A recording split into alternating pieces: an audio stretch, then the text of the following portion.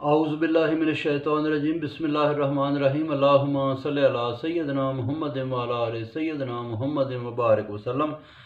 اچھا جی، پارہ نمبر 25 سورہ الدخان، اور اللہ تعالیٰ نے یہاں پہ فرمایا کہ واضح کتاب کی قسم جو مبارک رات میں اتری، سن لو وہی رات میں ہر کام کا امر ہوتا ہے۔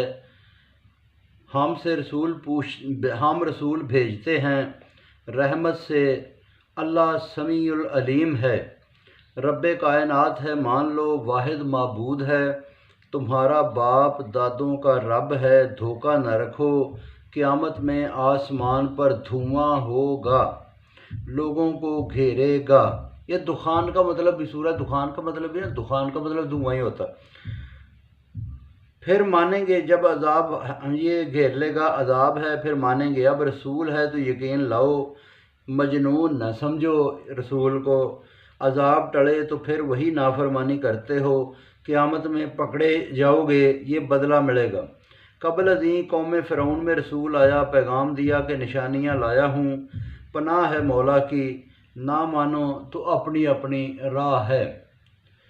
رب کو پکارا تو اللہ تعالیٰ نے کہا کہ اپنے ساتھیوں کو لے کے نکل جا، دریا میں سے چل، یہ ڈوب جائیں گے۔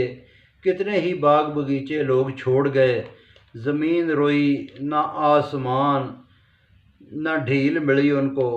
بنی اسرائیل کو فرعون کے عذاب سے نکالا، فوقیت بخشی، نشانیوں سے مدد دی۔